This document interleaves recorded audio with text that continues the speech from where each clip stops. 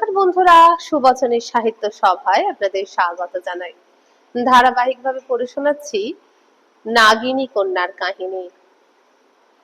বাংলার অন্তজ ভূমিজদের নিয়ে লেখা একটি অসাধারণ উপন্যাস। লেখক তারাশঙ্কর বন্দ্যোপাধ্যায়। কেমন লাগছে আমাকে জানাবেন। আজই পড়ছি আমার শেষ পর্ব। রাঢ়ে আছে চম্পাইনগর, জানো? বর্ধমান জেলা। বেহুলা নদীর ধারে চম্পাইনগরে বিশ্বহরীর আটন। নাগ পঞ্চমীতে বিশ্বহরী পূজার দিন আজও গ্রামের বধূরা শ্বশুর বাড়িতে থাকে না। সেদিন তাদের বাপের বাড়ি যাওয়ার ব্যবস্থা। চম্পাইয়ের বধূরা বেহুলার বাসরের কথা স্মরণ করে সেদিন চম্পাইনগর ছেড়ে চলে যায়। বাপের বাড়িতে গিয়ে মনসার উপবাস করে। চম্পাইনগরে বিশ্বহরীর দরবারে পূজা পাঠায়। সেই চম্পাইনগরে গিয়েছিল নাগু ঠাকুর। সামনে আসছে নাগ পঞ্চমী। চারিদিক থেকে সাপের দেশান্তর থেকে ওস্তাদরা আসবে। নাগু ঠাকুর ধর্ণা দিয়েছিল, যোগিনীকে দিলে যে আদেশ, সেই আদেশ আমাকে দাও। আদেশ না পেলে উঠবো না, জলগ্রহণ করব না। দেখা হলো সবলার সঙ্গে। সবলা ওখানেই এসে তার ব্রত শেষ করবে। মুক্তি মিলেছে। দীর্ঘ পরিক্রমার বাকি দুটি তীর্থ, বেহুলা নদীর উপর চম্পাইনগর আর হিজলে সাঁতালি গাঁয়ে মা বিশ্বহরীর জলময় পদ্মালয়, যেখানে লুকোনো ছিল চাঁদ সদাগরের সপ্তডিঙা মধুকর। চম্পাইনগরে বিষ বেঁধেরা যায় না, সে এ চম্পাইনগরই হোক আর রাঙামাটি চম্পাইনগরই হোক। মূল সাঁতালির চিহ্ন নাই, কি দেখতে যাবে আর কোন মুখেই বা যাবে। কিন্তু সবলা গেল, তার মুক্তি হয়েছে। সে তো আর সাঁতালির বেদেনি নয়। নাগু ঠাকুরের সেই বীরের মতো দেহের লাবণ্য শুকিয়ে এসেছে উপবাসে, কিন্তু চোখ দুটো হয়েছে ঝকমকে দুটো স্ফটিকের মতো। বুকের উপর হাত রেখে পাথরে মাথা দিয়ে স্থির দৃষ্টিতে উপরের দিকে চেয়ে ঠাকুর শুয়েছিল। একটা বড় ঝাঁকড়া বটগাছের তলায় শুয়ে ধর্ণা দিয়েছে। সবলা তাকে দেখে সবিস্ময়ে বললে, ঠাকুর? ঠাকুর চমকে উঠল। যোগিনী? কই পিঙ্গলা, কই পিঙ্গলা বহিন, ভাগ্যবতী?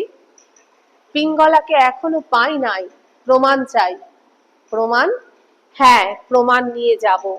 গঙ্গারামের বুকে কিল মারব। তারপর হাসলে নাগু ঠাকুর, বললে, তারপর পিঙ্গলাকে নিয়ে নাগু ঠাকুর, ভৈরব আর ভৈরবী বাঁধবে ডেরা, নতুন আশ্রম। নাগ? নাগ দিলে না সাক্ষী? না। কি সাজা দিছ তারে? চোখ জ্বলে উঠল সবলার। সেটাকে ফেলে এসেছি সাঁতালিতে। তাকে সাজা দেওয়া উচিত ছিল, টুটিটা টিপে টেনে ছিঁড়ে দিতে হতো। কিন্তু মনের ভুল মনেই পড়ে নাই। পিংলা কি কইল? পিংলা আমার পথ চেয়ে থাকবে। বলেছে, মুক্তির আদেশের প্রমাণ নিয়ে তুমি এসো। আমি থাকলাম পথ চেয়ে। কি করিছ ঠাকুর, আহ কি করিছ তুমি? সাঁতালির নাগিনী কন্যা বলিল, তোমার পথ চাই থাকবে, আর তুমি তাদের সাথে ফেললা রেখা আসলে। আহ, হায় অভাগিনী কন্যে, কেন কি বলছো তুমি? তার পরান্ডা তারা রাখিবে না। না না, তুমি জানো না, আর সেদিন নাই। পিংলাকে তারা দেবতার মতো দেখে। মুই জানি না, তুমি জানো ঠাকুর। মুই কে জানো? মুই সবলা, পাপিনী নাগিনী কন্যা। সবলা ছুটে গিয়ে বিশ্বহরীর স্থানে উপর হয়ে পড়ল। তুমি আদেশ করো ঠাকুরকে, কন্যাকে তুমি রক্ষে করো, রক্ষে করো পিংলাকে। কি জানে নাগু ঠাকুর? সবলা যে জানে। দেবতার আদেশ হলেও কি সাঁতালের বেদেরা মুক্তি দিতে চাইবে কন্যাকে? তাদের জীবনের সকল অনাচার পাপের উচ্ছৃঙ্খলতার মধ্যে ওই তপস্বিনী কন্যার পুণ্য তাদের সম্বল। অনায়াস নির্ভাবনায় তারা মিথ্যাচারণ করে চলে ওই অক্ষয় সত্যের ভরসায়। তারা কি পারে তাকে মুক্তি দিতে? দেবতার মতো ভক্তি করে। হ্যাঁ, করে হয়তো। পিংলা হয়তো সে ভক্তি পেয়েছে, কিন্তু যে দেবতা পরিত্যাগ করে যাবে কি যেতে চায়, তাকে তারা যে বাঁধবে, মন্দিরের দুয়ার গেঁথে দিয়ে চলে যাবার পথ বন্ধ করে দেবে, কি জানে নাগু ঠাকুর। মা বিশ্বহরি আদেশ দাও। দীর্ঘকাল পর সবলার মনে হলো সে যেন সেই নাগিনী কন্যা। সম্মুখে বিশ্বহরি, পৃথিবী দুলছে।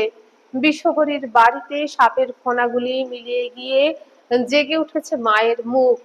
বাতাস ভারী হয়ে আসছে, চারিদিক ঝাপসা হচ্ছে। সে নিজেকে হারিয়ে ফেলছে, তার ভর আসছে। সে চিৎকার করতে লাগলো, বাঁচা হামরার কন্যেরে বাঁচা, মুক্তি দে, খালাস কর।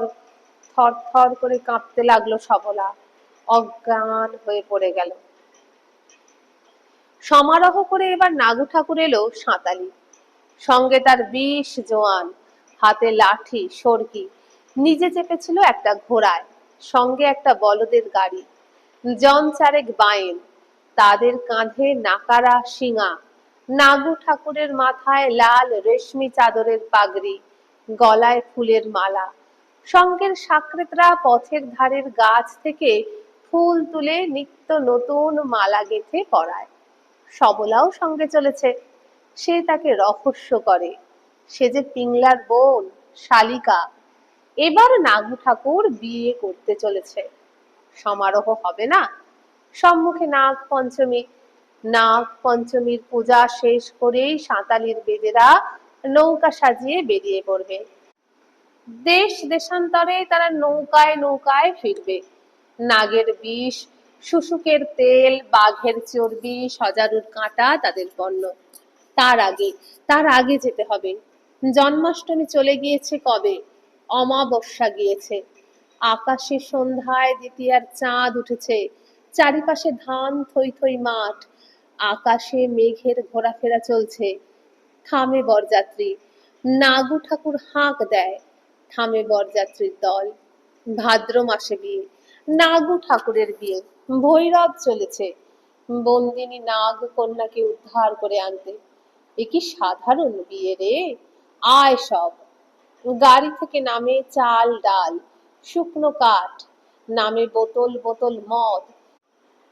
খা সব ভৈরবের সঙ্গীরা, দত্তি দানর দল, বাজা নাকারা শিঙে, নাচ সব নাচ।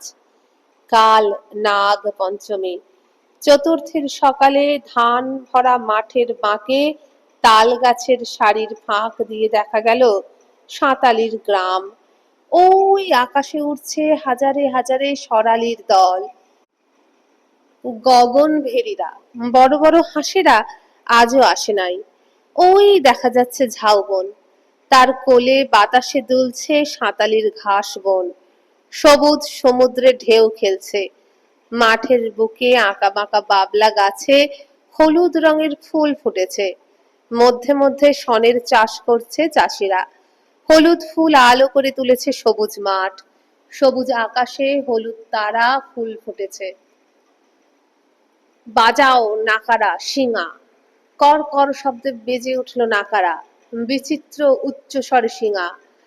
দে রে বেটারা, হাঁক দে।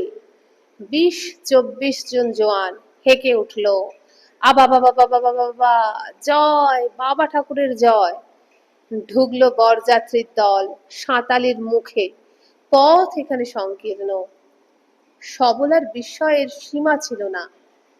আজ চতুর্থী, কাল পঞ্চমী, বিশ্বহরির পূজা। কই বিষম ঢাকি বাজে, কই চিমটা বাজে, কই তুমরি বাঁশি বাজে, কই। নাকারার শব্দ শুনে বেদেরা বিস্মিত হয়ে বেরিয়ে এলো, কিন্তু উল্লাস কই? নাগু ঠাকুর হাঁকলে, পিংলা কন্যে আমি এসেছি, এনেছি হুকুম, এনেছি প্রমাণ। দে রে বেটারা, প্রমাণ দে। 20 জন জোয়ান কুক দিয়ে পড়ল। হুঙ্কার ছড়িয়ে গেল দিকে দিগন্তরের। গঙ্গার কূল পর্যন্ত দিগন্ত বিস্তৃত মাঠ জুড়ে ছড়ালো হুঙ্কার। হিজল বিলে ঢেউ উঠল। পাখির ঝাঁক কলরব করে হাজার হাজার পাখায় ঝড় ঝড় শব্দ তুলে আকাশে উড়ল। বেদের দল সামনে এসে দাঁড়ালো। সর্বাগ্রে ভাদু, হাতে তাদের চিমটে। নাগু লাফিয়ে ঘোড়া থেকে নেমে বলল, প্রমাণ এনেছি। কই, পিংলা কই? ভাদুর ঠোঁট দুটো কাঁপতে লাগলো।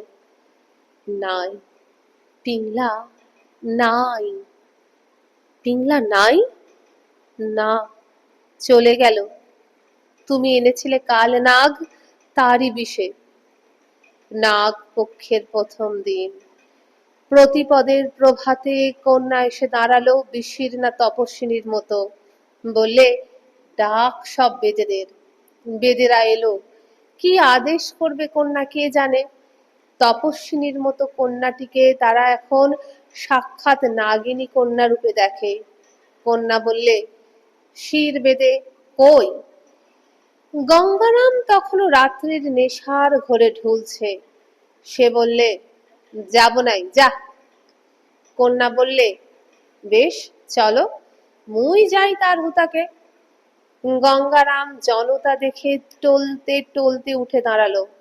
পিংলা কিছু বলবার আগেই সে বললে, ভালো হইছে তোমরা আসিছ। মুই ডাকতম তোমাদিগে। এই কন্যাটার অঙ্গে চাঁপা ফুলের গন্ধ উঠে গভীর রাতে। মুই অনেক দিন থেক্কা পাই গন্ধ। কাল রাতে মুই গন্ধ কুথা উঠে দেখতে গিয়েছি। কন্যের ঘর থেকে উঠে গন্ধ, সুধাও কন্যেরে। কি রে কন্যে, বল। স্তব্ধ হয়ে রইল বেদেরা। তারা তাকালো পিংলার দিকে। প্রবাদ সবাই শুনেছে, যে সর্বনাশিনী নাগিনী কন্যা চম্পক গন্ধা হয়ে ওঠে, তার মরণের আর দেরি নাই। কিন্তু তারা এমন ঘটনার কথা জানে না। তারা প্রতীক্ষা করে রইল পিংলার মুখ থেকে প্রতিবাদ শুনবার জন্য। পিংলা বললে, হ্যাঁ, উঠে। দুপোহর রাতে বাস উঠে হামরার অঙ্গ থেক্কা। চোখ থেকে তার গড়িয়ে এলো দুটি জলের ধারা। মুই বুঝতে লারি, মুই জানি না কেন এমন হয়, তবে হয়। শিবারে যখন বলেছিল শিরবেদে, তখন উঠতো না, এখন উঠে। মুই আর পারছি না। ঠাকুর বলেছিল সে মুক্তির আদেশ আনিবে, আসিল না আদেশ। কাল রাতে হামরার ঘরের পাশে কে পা পিছলে পড়রা গেল। মুই তখন কাঁদছি, মায়েরে বলছি, হামরার ইলাজ তুমি ঢাকো জনুনি। শব্দ শুননা দুয়ার খুললা দেখলাম শির বেদে। হামরার লাজের কথা আর গোপন নাই, তোমরা বিহিত করো, মুই চল্লা যাব। নীরবে সে এলো নিজের ঘরে। দরজা দুটি বন্ধ করে দিলে। গঙ্গারাম এতক্ষণে ছুটে এলো, যেন তার চেতনা হলো। কন্যে, পিংলা, কন্যে। ভাদু এলো ছুটে। সেও বুঝেছে। ঘরের মধ্যে তখন নাগের গর্জনে যেন ঝড় উঠেছে। পিংলা বেদনা কাতর স্বরে প্রার্থনা করছে, খালাস দে জননী, খালাস, মাগো। ভাদু লাথি মেরে ভেঙে ফেলে দিলে দরজা। ঘরের মেঝের উপর পড়ে আছে পিংলা, আর তার বুকের উপর পড়ছে ছোবলের পরে ছোবল। ছোবল মারছে ওই শঙ্খচূড়। পিংলা বললে, হুঁশ করে ভাদু মামা, উড়ে আমি কামাই নাই এবার। পিছিয়ে এলো গঙ্গারাম। ভাদু তুলে নিলে চিমটে। দুর্ধর্ষ ভাদু চিমটের আঘাতে তাকে শেষ করেছে। নতুন নাগিনী কন্যার আবির্ভাব হয় নাই। সাক্ষাৎ দেবতার মতো পিংলা কন্যা নাই, তাই চিমটে বাজছে না, বিষম ঢাকি বাজছে না, তুমরি বাঁশি বাজছে না। দানবের মতো চিৎকার করে উঠল নাগু ঠাকুর, হা হা আ। দু হাতে বুক চাপড়াতে লাগলো। ছোট একটা ছেলে ছুটে এলো। উগো, শির বেঁধে ছুটিছে গো, পলাইছে ওই খালের পানে। হ্যাঁ, পালালো? আমার কিল? ছুটলো নাগু ঠাকুর, সঙ্গে কয়েকজন সাগরেদ। উন্মত্তের মতো ছুটছে গঙ্গারাম, পিছনে নাগু ঠাকুর। হাঙরমুখী খালের ধারে দুজনে দুজনকে জড়িয়ে পড়ল নরম মাটির উপর। গঙ্গারাম ধূর্ত চতুর, কিন্তু নাগু ঠাকুর উন্মত্ত ভীম। বুকের উপর চড়ে বসে মারলে কিল। গঙ্গারাম একটা শব্দ করলে বাক রোধ হয়ে গেল, কিন্তু তাতেও নিষ্কৃতি দিলে না নাগু ঠাকুর। বুকে আর এক কিল। তারপর তাকে টেনে নিয়ে এলো সাঁতালির বিষহরীর আঁটনের সামনে। রক্ত উঠছিল গঙ্গারামের মুখে। সমস্ত দিন কাঁদলে নাগু ঠাকুর।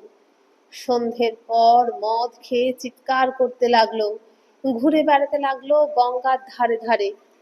সবলা এতক্ষণে কাঁদলে, বললে, সন্ধ্যার খানিক আগে গঙ্গারাম মরিল। উফ, কি কিলি মারছিল ঠাকুর। উয়ার কলিজাটা বুঝি ফেট্টা গেলছিল। যেমন পাপ তেমনি সাজা। ভাদুরে শেষকালে বলেছিল, হ্যাঁ, হামরার সাজাটা উচিত সাজাই হলছে ভাদু। কন্যেটার মরণের পর থেকা এই ভয়ই হামরার ছিল। মরণকালে হামরার পাপের কথাটা তুরে ভুলে যায়। চতুর গঙ্গারাম দমন করে। জাদুবিদ্যা ডাকিনী সিদ্ধ গঙ্গারামের কল্পনাতীত কুটিল বিদ্যা ছিল। বুদ্ধি ছিল আরো কুটিল। শিবরাম বলেন, শুনে আমি স্তম্ভিত হয়ে গিয়েছিলাম। আমি কবিরাজ। আমি পিংলার ওই চম্পক গন্ধের কথা শুনে ভেবেছিলাম ওটা বুঝি ওর বায়ুতাড়িত মস্তিষ্কের ভ্রান্তি, মানসিক বিশ্বাসের বিকার। কিন্তু তা নয়। জাদু বিদ্যা শিখেছিল গঙ্গারাম, আর অতি কুটিল ছিল তার বুদ্ধি। সেদিন ওই ধনির বাড়িতে বেদে কুলের মান মর্যাদা বিপন্ন দেখে পিংলা তার নারীত্বের লজ্জা বিসর্জন দিয়ে যে নগ্ন হয়েছিল, দেখিয়ে দিয়েছিল তার কাছে সাপ নাই। সেদিন তখন সকল লোকে হয়েছিল স্তম্ভিত, বিস্মিত। কিন্তু গঙ্গারামের পাপ দৃষ্টি পড়েছিল পিংলার উপর। লালসা তার লোলুপ হয়ে উঠেছিল। কোনো ক্রমে তাকে আয়ত্ত করতে না পেরে শেষে এই জটিল পন্থার আবিষ্কার করেছিল গঙ্গারাম। কন্যাটির মনে সে বিশ্বাস জন্মাতে চেয়েছিল, তার অঙ্গে ওঠে চাঁপার গন্ধ। শেষ পর্যন্ত উদ্ভ্রান্ত হয়ে পিংলা রাত্রে বের হবে, নয়তো পালাতে চাইবে। পালালে তাকে নিয়ে সে পালাতো। মুর্শিদাবাদে সে যেত ওষুধের উপকরণ আনতে। সেখান থেকে সে এনেছিল আতর। নিত্য মধ্যরাত্রে সে এসে পিংলার ঘরের পাশে দাঁড়িয়ে ওই আতরের গন্ধ মাখানো তুলো গুঁজে দিয়ে আসতো। পিংলার মন বুঝবার শক্তি গঙ্গারামের ছিল না। দৈত্যকন্যা জলন্ধর পত্নীকে ছলনা করবার সময় দেবতারও ভ্রম হয়েছিল। গঙ্গারামের কি দোষ? গঙ্গারাম সব বলে শেষে বলেছিল, ঠাকুর সে ঠিক সংবাদ আনিছিল। কন্যে ঠিক করেছিল।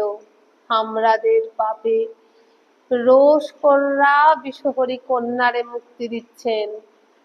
পিংলা যেমন করে চলে গেল, তারপরে আর কি কন্যে আসে?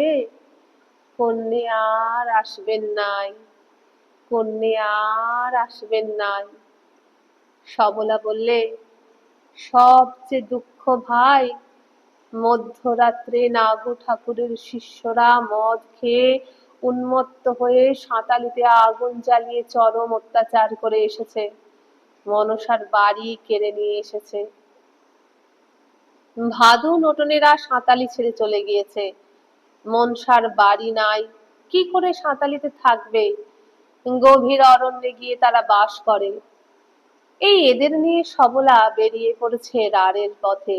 নবীন বেদেরা আর সাঁতালি নয়, অন্যত্র এদের নিয়ে বসতি স্থাপনা করবে। মানুষের বসতির কাছে গ্রামে তারা স্থান খুঁজছে। নাগিনী কন্যা আর আসবে না, মুক্তি পেয়েছে। আর তো সাঁতালিতে থাকবার অধিকার নেই। বন্ধুরা, এখানেই শেষ হয়ে গেল আজকের ছোট্ট পর্বটি, নাগিনী কন্যার কাহিনী। এরকমই অজস্র অসাধারণ উপন্যাস, গল্প, ছোট গল্প, ভ্রমণ কাহিনীতে সাজানো আছে আমার চ্যানেলটি। যদি শুনতে চান সেই সমস্ত মনোমুগ্ধকর বাংলা সাহিত্যের মণিমুক্ত, মণিমুক্ত বললে বোধহয় কম হবে, বাংলা সাহিত্যের কোহিনূর হিরে, তাহলে এই ভিডিওর নিচে যে বারে আমার চ্যানেলের নাম দেয়া আছে সেখানে ক্লিক করুন। চ্যানেলের হোম পেজ খুলে যাবে।